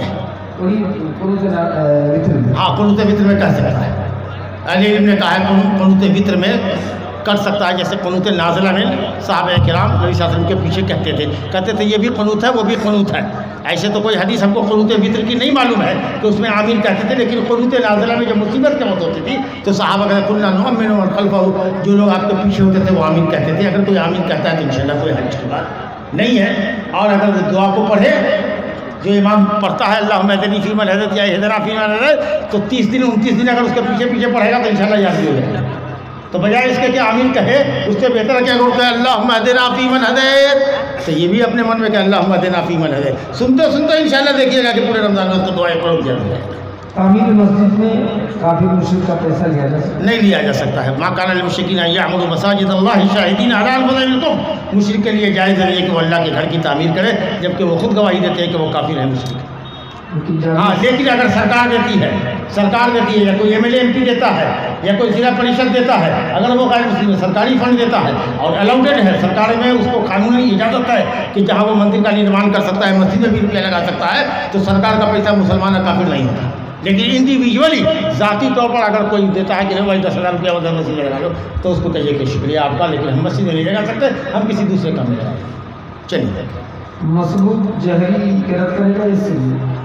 ला इलाहा इल्लल्लाह। देखिए, मसबूक की पहली जो 2 रिकत होती है वो वही होती है जो इमाम के साथ पढ़ता है। मिसाल के तौर पर अगर इमाम के साथ तीसरी रिकत में आप मिले तो वो तीसरी रिकत आपकी पहली और दूसरी, तीसरी और चौथी रिकत आपकी पहली और दूसरी है, और उसके बाद जो आप नमाज इमाम के सलाम के बाद पढ़ते हैं वो आपकी नमाज की आखिरी है। तो मान लीजिए कि अगर 1 रिकत इमाम के साथ पाया और उसके बाद आपको 2 रिकत पढ़ना, तो 1 रिकत आपकी पहली है। अगर जहरी क़रात हो सकती है तो आप करते हैं, आपको इख्तियार है जहरी पढ़िए 1 रिकत में या सली पर। जी अकीका का गोश्त माँ बाप खा सकते हैं? अल्लाह अकबर। माँ बाप को पहले खिलाओ, जिसके बच्चे का अकीका हुआ हो वही नहीं खाए, पहले माँ बाप भी खाए, समझा?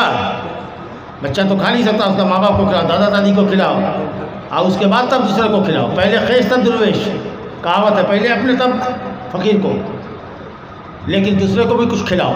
बल्कि उलमा ने तो कहा है कि अगर किसी को ना दे, सब गोश्त अपने भी खा लें तो भी सही, और सब गोश्त दूसरे को दे दे तब भी सही है। अब कुछ गोश्त अपने खाए, कुछ गोश्त गरीब और मिस्किनों में बांट दे, पड़ोसियों में बांट दे, दोस्त अहबाब में बांट दे। घर का पड़ोसी अगर आपका गैर मुस्लिम है तो उसके यहाँ भी भिजवा दीजिए, अल्हम्दुलिल्लाह, खाइए खिलाइए। अगर 7वें दिन अकीका दे नहीं सके तो उसके बाद भी कभी जितनी जल्दी हो 7वां दिन बेहतर है, अफजल है। अगर नहीं किया तो 8वां दिन, 9वां दिन, 10वां दिन, जितनी जल्दी हो, 11 14वां दिन, 21वां दिन का इंतजार न करें, जल्दी दे दें।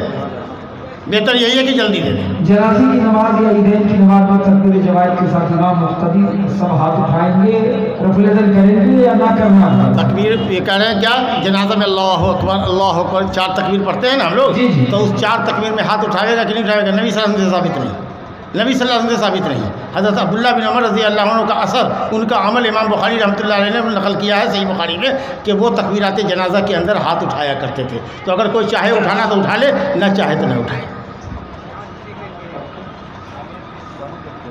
मैयत को कब्र में चीज लेटाया जाएगा कि करवट जैसे सोते हैं वैसे, जैसे सोते हैं वैसे, क्योंकि सोना भी एक तरह का मौत है, सोना भी अन्नौम अहुल मौत, एक तरह का सोना भी एक तरह का मौत है, समझा कि नहीं? तो दाहिने करवट सोना नबी सल्लल्लाहु अलैहि वसल्लम की सुन्नत है, इसलिए दाहिने करवट लेटाना चाहिए। सर से लेकर पैर तक दाहिने करवट ऐसे लेटाना है। आगे वाले कब्र के दीवार पे लगा दीजिए या पीछे लगा दीजिए, और आगे ढेला टो रख दीजिए सीने पे, पेट पे, ताकि वो औंधे मुँह न गिरे। लेकिन करवट लेटाइए, एक पैर को मुड़ दीजिए, एक पैर जैसे सोते हैं ना आप, एक पैर हल्का सा मुड़ा रहता है, एक पैर गिरा रहता है, उस तरीक़े से करवट। उसको बीच में रखेंगे साइड में। हाँ, वही तो कहा ना मैंने कि आप इधर घूमे, आपसे वो बात मिस कर गई। हमने ये बात कही थी कि या तो आप किबले की दीवार में लगा दीजिए, पीछे ढेला रख दीजिए, या पीछे वाली दीवार में दे दीजिए इसमें, और आगे तो मुँह के भरे न गिरे, उसके लिए ढेला रख दीजिए, आर बना दीजिए, लेकिन करवट लेटाइए। तशहुद में उंगली का इशारा जो कुछ लोग हिलाते रहते हैं, तो दोनों ठीक है। अबू दाऊद में रवायत है, इब्नुल अरबी के नुस्खे में काना युहर्रिकु हरकतन शदीदतन, और मुस्लिम में रवायत है काना युशीर, उंगली से इशारा करते थे। तो जहाँ जहाँ पर दुआइया कलिमात हो ना, जैसे अल्लाहुम्मा सल्ली अला, समझा कि नहीं, अशहदु अल्ला इलाहा इल्लल्लाह, अल्लाहुम्मा इन्नी ज़लमतु नफ्सी, तो जहाँ पर दुआइया कलिमात हो वहाँ पर हिलावे। अब बाकी और कलिमात में हाथ को, उंगली को सीधा रखें, इशारा करता है। लेकिन पूरे तशहुद में अत्तहियातों से लेकर सलाम तक खाली अशहदु अल्ला इलाहा इल्लल्लाह, अल्लाह पर उठाया और इल्लल्लाह पर गिराया, ऐसा पूरे तशहुद में हाथ की उंगली का इशारा होना चाहिए, और दुआइया कलिमात के ऊपर हरकत भी होनी चाहिए इंशाअल्लाह। LIC और ये सब जितने सिस्टम जायज़ नहीं है, जायज़ नहीं। मुख्तसर कीजिए आप, और भी वक्ता है आपके। क्या ज़कात के माल से, ज़कात से जो रोज़ा है अदा किया जाएगा क्या? नहीं नहीं नहीं, किसी भी माल पर साल लग जाए तब। अभी हमने अगर मान लीजिए कि शाबान के महीने में अगर कारोबार शुरू किया है तो हमारी ज़कात वाजिब हो जाएगी अगले शाबान के महीने में। अगर शव्वाल में किया है तो अगले शव्वाल में होगा। लेकिन आम तरीक़े से लोग निकालते हैं। रमज़ान ज़कात का महीना नहीं है, लेकिन चूँकि नेकियों की तरफ लोग माइल होते हैं तो इसलिए वो अपना सालाना ज़कात निकालते हैं। लेकिन जब वक्त ज़कात का हो जाए तो ताख़ीर नहीं करनी चाहिए। अब शाबान में आपने कारोबार शुरू किया है, शाबान में आप पर ज़कात है, आप एक रमज़ान में गए, दरमियान में मर गए, कारोबार हिलाक हो गया, तब آپ کے بعد کون دے گا اس کو؟ تو قرضہ تو آپ کے سر پہ رہ گیا. تو اسے جیسے وقت ہو جائے زکوٰۃ کی ادائیگی کا جب وقت ہو جائے تو تاخیر نہیں کرنی چاہیے، لیکن اگر کر دیا ہے تو جتنا جلدی ہو نہ کرو. جی یہ ہمارے علاقے میں رواج ہے، پہلے ہی جیسے شاہ فطرہ چرم قربانی کا پیسہ سردار مڑل منڈل جس کو کہتے ہیں سردار کا آٹا بنا رکھتے ہیں ان پر جمع رکھتے ہیں، میٹ بھی جمع کرتے ہیں، پیسہ بھی جمع کرنا کیسا ہے کہ الگ الگ بانٹ دینا زیادہ ہے؟ نہیں، میٹ کو بیچنا جائز نہیں ہے، قربانی کے گوشت کو بیچنا جائز نہیں ہے کسی بھی حال میں. فقیر کو دے دیجئے آپ، وہ بیچے گا. بیچتا نہیں، جو مرد کے پاس جمع کرتا وہ پھر بانٹتا. ہاں ٹھیک ہے، کوئی حرج نہیں ہے، آپ کا سسٹم ہے، اس سے کوئی حرج نہیں. فطرہ بھی جمع کرتا ہاں ہے. فطرہ جمع کرتا ہے، مسکینوں کو دینا ہے، جو حاجت مند ہے وہ نہیں. ایک جگہ اگر جمع کر کے سب لوگوں نے جمع کر دیا، 2 دن پہلے جمع کیجیے گا، یہ نہیں کہ پورے مہینہ شروع ہوا اب فطرہ جمع ہونا شروع ہوا. 27-28 کو جمع کرنا شروع کیجیے اور آخری دن میں بانٹنا شروع کیجیے. گیہوں بانٹنا ہے، مکئی بانٹنا ہے، چاول بانٹنا ہے، جو کھا رہے ہیں بانٹنا ہے. تو اسی لیے جمع کرنا بھی پورے مہینے بھر نہیں ہونا چاہیے، آخری 2-3 دن میں. بخاری شریف میں روایت ہے، حضرت عبداللہ بن عمر کہتے ہیں کہ ہم لوگ فطرہ جمع کرتے تھے 2 دن پہلے. اور کس کو دیتے تھے؟ اس کو جو لوگ جمع کرتا ہے اکٹھا کرنے کے لیے، اور اس کے بعد جب جمع ہو جاتا تھا تب بانٹنا شروع کرتے تھے. تو آپ وترن کر سکتے ہیں، ایک جگہ اکٹھا کیجیے، لیکن 27-28 کے بعد جمع کیجیے. شروع مہینے سے فطرہ مت دیجیے، ورنہ عجب نہیں کہ آپ کا فطرہ نہیں ہوگا.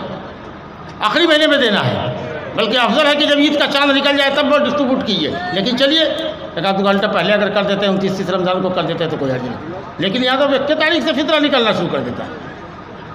چلیے گوشت کو جو 3 حصہ کرتا ہے قربانی، کوئی ضروری نہیں ہے، کھاؤ کھلاؤ، دوست کو دو، احباب کو دو، غریب مسکین کو دو، سائل کو دو، مانگنے والے کو دو، نہ مانگنے والے کو دو. کسی حدیث میں نہیں ہے کہ 3 حصہ کرنا چاہیے.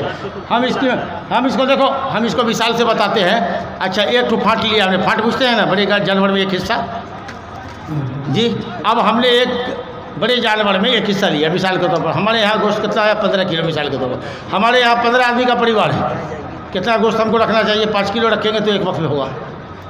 تو ہم 10 کلو رکھ لیں گے، 12 کلو رکھ لیں گے تو چونکہ 2 کلو بیچ دیں گے، 2 کلو وہ فقیر مسکین کو دے دیں گے. اب مان لیجئے کہ اللہ نے آپ کو مالدار بنایا ہے، آپ نے 2 بڑا جانور کر دیا، 2 چھوٹا جانور کر دیا. آپ کو میاں بیوی 1 تو بچہ ہے، آپ کتنا گوشت رکھیے گا؟ تو آپ 5 کلو نہ 10 کلو رکھیے گا، کہیے گا پورا بڑا جانور ہم خیرات کر دیں. تو ضرورت کے مطابق کھائیے، کھلائیے، لوگوں کو دیجیے. اس میں کوئی ایسا نہیں کہ ترازو لے کے بیٹھیے اور 3 حصے میں برابر سے بانٹیے. گاؤں کے منڈل سردار کو نمازی اور اس کو بڑا بنایا جاتا ہے. بہرحال تو یہ سب یہی تو دین کی کمی ہے. اگر دین رہتا تو سرداری، دین کی سرداری علماء کو ملنی چاہیے، علم والوں کو ملنی چاہیے. علم والوں میں وہ لوگ جو علم پر عمل کرنے والے لوگ ہیں. یہ تو قیامت کی علامت ہے کہ علماء جب نہیں رہیں گے تو لوگ جاہلوں کو سردار بنا لیں گے. اب وہی جاہل فتویٰ دے گا، اسی سے پھر فتویٰ بھی پوچھے گا، اب خود گمراہ ہوگا، دوسرے کو گمراہ کرے گا.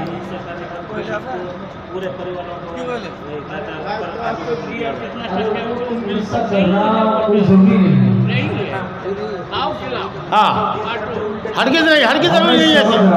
شاید ہماری یہاں پرانی ایک جہالت ہے کہ کھسی گوشت 3 حصہ کھائے، 2 حصہ گھر لے کے چلا جاتا ہے، 1 حصہ مرل کو دیتا. تو مرل 1 حصہ جمع کرتے کرتے جب 2-4 کنٹل ہو گیا تو فقیر مسکین کو بانٹ کر جو بچ جاتا ہے تو پھر وہ یونٹ کے حساب سے سب کے گھر میں. نہیں، اگر یہ طریقہ ہے آپ کے یہاں کا تو ٹھیک ہے، ورنہ اگر صدقے کی نیت سے دیا ہے تو صدقہ کے لوٹانا ہے. لیکن یہ ایک سسٹم ہے کہ ہم لوگ 10 کلو 5 کلو جمع کریں گے، پھر وہ منڈل اس میں فقیر مسکین کو بھی دے گا، جو بچ جائے گا ہدیہ کرنے والوں کو بھی دے گا، تو کوئی حرج نہیں، وہ آپ ہی کا گوشت ہے. لیکن اگر آپ نے ہدیہ اور تحفہ کے لیے اگر نکال دیا ہے کہ نہیں منڈل جی ہم کو نہیں لینا ہے، آپ اس میں نام لکھ دیجئے کہ مولوی صاحب نے 10 کلو گوشت دیا ہے، اس میں مولوی صاحب کو نہیں چاہیے، سمجھا؟ تو آپ دے دیجئے، جو حاجت مند ہے ان کو دے دیجئے، ہم کو ضرورت نہیں ہے. یہ کوئی مسئلہ نہیں ہے کہ صاحب آپ ہم کو دیوے کیجیے یا ہم لیوے کریں.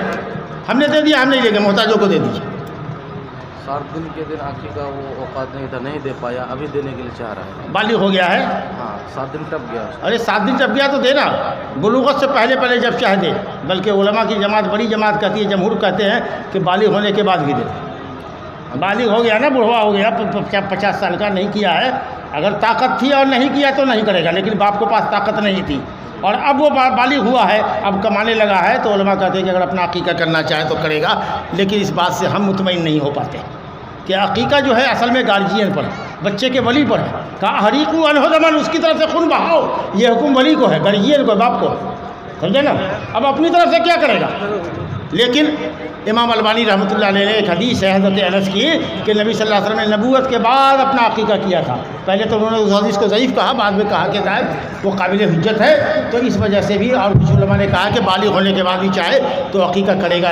لیکن ہم جو لوگوں کو کہتے ہیں کہ کہتے ہو اگر تم چاہتے ہو کرنا تو کر دو، لیکن ہم کہیں نہیں، ہم کہیں نہیں، ہم تم کو ترغیب نہیں دیں گے، سمجھا نا، ہم تم کو ابھاریں گے نہیں. لیکن اگر کسی کو ہے ضد کہ نہ ہم بالغ ہو گئے، ہمارے پاس پیسہ ہے، ہم چاہتے ہیں کہ 2 بکرا بڑھیا سے لے کر کے اپنا عقیقہ کر دیں. کوئی کہے کہ ہماری بیوی کا عقیقہ نہیں ہوا ہے، ہم ولیمہ میں بیوی کی طرف سے اس کی طرف سے 2 بکرا کر کے لوگوں کو ولیمہ کھلا دیں گے. ٹھیک ہے بھیا کھلا دو، کوئی حرج نہیں.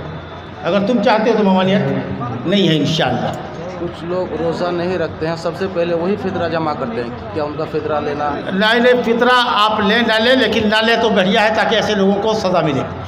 ایسے لوگوں کو سزا ملے کہ بھائی ہم تمہارا فطرہ نہیں لیں گے. یہ کب ہوگا؟ جب نیکی کا ایک جذبہ بنے گا، گناہ سے لوگوں کو روکنے کا ٹوکنے کا جذبہ پیدا ہوگا. سب لوگ ہو جائے گا کہ تم نماز نہیں پڑھتا ہے، تم روزہ نہیں رکھتا ہے، روزہ خور ہے. جب تم نے روزہ ہی نہیں رکھا تو مسکین کا کیا کھانا تو دے گا، کیا تمہارے روزے کا کفارہ ہوگا؟ اگر وہ دیتا ہے آپ قبول کر لیجئے، لیکن یہ ہے کہ بے نمازی کا کوئی صدقہ قبول نہیں، کوئی روزہ قبول نہیں. تو نماز پہلے پڑھنا ہے، پھر روزہ رکھنا، پھر صدقہ دیجیے آپ. لیکن سزا کے طور پر اگر آپ سمجھتے ہیں کہ اگر اس کا فطرہ نہیں قبول کرتے ہیں اور کسی مسکین کو نہیں دیتے ہیں تو اس کو سزا ملے گی، اس کو تربیت ملے گی، تو آپ کو ایسا کرنا چاہیے. حالت حمل میں شادی پڑھا دیتا ہے نکاح ہوگا؟ حالت حمل میں کون جس کا حمل ہے ناجائز؟ جی تو صاف صاف کہنے فتویٰ لیتے ہیں. جس کا حمل ہے ناجائز وہ اگر کرنا چاہتا ہے، اہل حدیث کے یہاں جائز نہیں ہے. جب تک کہ وہ حمل جنے گی نہیں اس وقت تک شادی جائز نہیں، چاہے خود زانی کا حمل ہی کیوں نہ ہو. لیکن اور دوسرے فقہاء نے، ابو حنیفہ وغیرہ رحمۃ اللہ علیہ، ان کے حنفیوں نے کہا کہ جائز ہے، جس زانی کا حمل ہے وہ بیاہ کر سکتا ہے اس کے ساتھ، سمجھا نا. لیکن حدیث میں کی روشنی میں یہ ہے کہ نہیں، وہ حمل ناجائز ہے، ناجائز پانی سے ہے. اب بیاہ کرے گا تو اب جو اس کے پاس جائے گا پانی گرائے گا وہ حلال پانی ہوگا. تو حرام پانی سے جو بچہ پیٹ میں پل رہا ہے اس کو پانی پٹا رہا ہے حلال پانی سے. حدیث میں یہ ہے لا یسقی احدکم زرع غیرہ بمائہ، یعنی مفہوم یہ ہے کہ آدمی دوسرے کی کھیتی کو اپنے پانی سے نہ پٹائے، سمجھا. تو وہ جو حرام نطفے سے بچہ پل رہا ہے اور اب وہی شادی کر کے جو کرے گا تو حلال نطفہ دے گا، تو اس حدیث کی روشنی میں یہ ہے کہ جائز نہیں ہے. تو جب تک وہ حمل جنے گی نہیں اس وقت تک وہ شادی جائز نہیں. دوسرے کے لیے تو ہوگی ہی نہیں، خود زانی بھی اگر چاہے تو نہیں کر سکتا. چلو رمضان ہی میں خاص کر کے پڑھتا ہے، آپ دنوں میں پڑھ سکتے ہیں. اور ٹھیک ہے، اگر رمضان ہی میں پڑھتا ہے تو کوئی حرج نہیں ہے. سالوں بھر پڑھے تو کوئی حرج نہیں، کبھی پڑھے کبھی چھوڑے تو کوئی حرج نہیں. حضرت ابی بن کعب کہتے تھے کہ 10 دن پڑھتے ہیں، مہینے سال میں 10 دن پڑھتے. کبھی کہتے تھے 20 دن پڑھتے تھے، 10 دن چھوڑ دیتے تھے. پورے مہینے بھی نہیں پڑھتے تھے، آدھے رمضان کے بعد پڑھتے تھے، آخری عشرے میں پڑھتے تھے. تو چھوڑ پڑھ کر کے پڑھ سکتے ہیں، ہمیشہ بھی پڑھ سکتے ہیں، کبھی بھی نہیں پڑھ سکتے ہیں. کبھی چاہے تو پڑھے، کبھی چاہے تو چھوڑے. صاحب میں آپ کو گنجائش ہے، مستحب عمل ہے. آج کل جمعہ مسجد میں فرض نماز پڑھ کے سب نکل جاتے ہیں، سنت پڑھنا ہی لوگ نہیں چاہتے ہیں، کیسا ہے؟ عمل تو اچھا نہیں ہے، کیونکہ جس سنت کی پابندی ہے اگر وہاں مسجد میں نہیں پڑھتا ہے، گھر میں جا کے پڑھتا ہے تو بہت اچھا ہے. گھر میں سنت افضل ہے، گھر میں سنت افضل ہے، لیکن کہیں نہیں پڑھتا ہے، نہ مسجد میں پڑھتا ہے نہ گھر میں پڑھتا ہے، تو یہ خراب بات ہے. اور فرض نماز پڑھے گا انشاءاللہ، 5 وقت کی نماز یومیہ پڑھے گا تو سنت سے بھی محبت پیدا ہو جائے گی. لیکن وہ جو کوئی فرض بھی نہیں پڑھتا، خالی جمعہ پڑھتا ہے، آپ اس سے کیا ایکسپیکٹ کر سکتے ہیں، کیا امید کر سکتے ہیں کہ وہ سنت پڑھے؟ بہت سارا 5 وقت نمازی ہے جو بیڑی سگریٹ تمباکو کھاتے ہیں، نماز بھی پڑھتے ہیں. ہاں تو نماز ہو جائے گی، نماز ہو جائے گی. بیڑی سگریٹ پینے کا گناہ اس کو الگ لگے گا.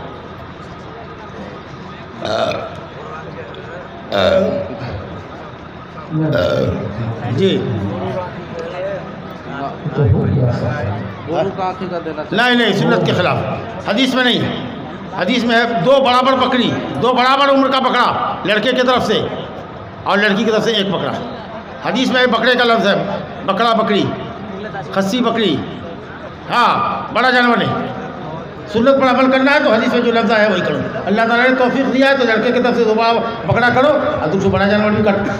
بسم اللہ کر کے ایسے ہی حلال طبیعہ کر دو، بڑی دعوت اگر کرنی ہے تو. لیکن اگر عقیقہ بڑے جانور میں کرتا ہے تو عقیقہ نہیں ہوگا، سنت کے خلاف. جزاکم اللہ خیر الجزا. الحمدللہ. چلیے دیکھیں بہت سارے سوالات باقی ہیں.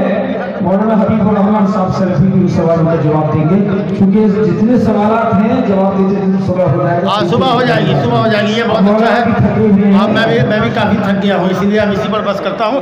سبحانک اللہم و بحمدک، اشہد ان لا الہ الا انت، استغفرک و اتوب الیک، وصلی اللہ علی نبینا محمد و آلہ وصحبہ اجمعین. چھوٹا سا سوال ہے، وہ عقیقہ جو ہے بہت لوگ شادی کے دن ہی کر دیتے ہیں. کس کی شادی؟ عقیقہ جو دیتے ہیں جس دن شادی ہے اسی دن دے دیتے ہیں کہ شادی بھی ہو گیا عقیقہ بھی ہو گیا. کر سکتا ہے، جائز ہے، لیکن بلا وجہ کے لیے تاخیر نہیں کرنی چاہیے، کیونکہ اگر بچہ مر گیا تو بعض علماء نے کہا ہے کہ ماں باپ کی حق میں سفارش نہیں کرے گا. مطلقہ کو عدت گزارنا ضروری ہے. مطلقہ کسی مطلقہ شوہر نے طلاق دی تھی، تو شوہر نے طلاق دیا ہے، اگر طلاق رجعی ہے، پہلی طلاق ہے یا دوسری طلاق ہے جس میں 3 حیض کے درمیان وہ بیوی کو پلٹا سکتا ہے، تو اس کو وہی عدت گزارنا ضروری ہے. اور ٹپا ٹھوپا بھی کرے گی، سندر بھی بنے گی تاکہ مرد کی طبیعت اس کی طرف آ جائے اور اس کو بیوی بنا لے. لیکن اگر تیسری طلاق ہے، 2 مرتبہ طلاق دے کے بیوی کو پلٹا چکا ہے، اب تیسری طلاق دیا ہے جو فائنل ہے، بیوی کو نہیں پلٹاوے گا تو عدت وہ اس کے گھر میں نہیں گزارے گی. ہو سکتا ہے کہ بدکاری ہو جائے. لیکن اگر پہلی طلاق دیا ہے یا دوسری طلاق دیا ہے یا ایک مجلس میں ناجائز حرام 3 مرتبہ 4 مرتبہ طلاق بول دیا ہے، گنہگار ہے، لیکن وہ 3 حیض کی مدت میں بیوی کو پلٹانے کا حق رکھتا ہے، تو ایسی صورت میں اس عورت کے لیے ضروری ہے کہ وہ عدت کہاں گزارے؟ شوہر کے گھر میں، تاکہ شوہر کے لیے بیوی کو پلٹا لینا آسان ہو جائے. سوال وہ نہیں تھا، سوال یہ تھا کہ اگر مطلب کوئی عورت شادی کی ہوئی ہے اور شادی ہونا 2 مہینے 3 مہینہ ہوا، وہی عورت دوسرے لڑکے سے زنا کر لیتی ہے، اسی مجلس میں اس کے طلاق بھی ہو جاتی ہے اور اسی مجلس میں اس کے شادی بھی ہو جاتی ہے. نہیں، حرام ہے. جب تک مرد نے طلاق دیا تو اب طلاق کے بعد 3 حیض کی مدت گزارے گی، اس کے بعد ہی اس سے شادی کرے گی. ویسے شادی کے بارے میں نہیں، حرام ہے. تو زناکاری ہے، بدکاری ہے. وہ زناکاری بدکاری ہے. کسی بھی لڑکے سے پھنس گئی، پکڑی گئی تو اس کو طلاق دلواؤ پہلے مرد سے، یا اگر وہ طلاق دینا چاہتا ہے تب اللہ کہے گا کہ ہم رکھ لیں گے تو 1 حیض کی مدت گزارو. ہو سکتا ہے دوسرے سے جو ملی ہے اس کی وجہ سے کہیں حمل نہ ٹھہرا ہو، سمجھا نا؟ تو 3 حیض گزارنے کے بعد ہی اس زانی سے دوبارہ شادی کرو. توبہ استغفار کرواؤ دونوں سے کہ آئندہ ایسا نہیں کرے گا. جب توبہ استغفار کر لے تب اس کی شادی کرے. پیٹ میں مرا ہوا بچہ پیدا ہو، اس کا جنازہ پڑھا جائے. پیٹ ہی سے مرا ہوا بچہ پیدا ہو، اگر صورت انسان کی بنی ہوئی ہے، نیک نقشہ بنا ہوا ہے تو پڑھ لینا افضل ہے. لیکن اگر خون کا لوتھڑا تھا، گوشت کا لوتھڑا تھا، ابھی صورت انسان کی نہیں بنی تھی تب وہ قابل احترام نہیں ہے. لیکن اگر انسانی ڈھانچہ بن گیا ہے، ہمارا ہوا پیٹ سے گرا ہے، مس کیریج ہو گیا، لیکن صورت بنی ہوئی ہے تو اس کا جنازہ پڑھ لینا افضل ہے. لیکن بغیر پڑھے ہوئے بھی آپ دفنا سکتے ہیں. ابھی تازہ واقعہ شام کو مولانا شبیر اختر فیضی کی گاؤں رام گھاٹ میں سگے بھائی شادی شدہ ہے اور اپنی کنواری بہن سے زنا کر دیتا ہے. استغفر اللہ. حرام ہے، گناہ میں گناہ ہے، کبیرہ گناہ ہے. بہرحال اگر وہ اسلامی سزا تو یہاں ہم دے نہیں سکتے ہیں.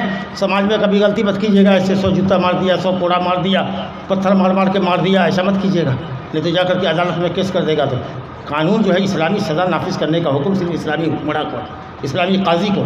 کوئی چوری کرے گا، 2-4-10 ہزار کا ٹکا چوری کرے گا، اس کا ہاتھ آپ کر ڈالیں گے. کوئی کسی کو قتل کر دے گا، آپ قتل کر دیں گے. یہ جوڈیشیری ہے، سمجھے نا؟ تو اس لیے بہرحال وہ آدمی قابل مذمت ہے. اللہ تعالیٰ توفیق دے اور شیطانی حوث سے اللہ تعالیٰ بچائے.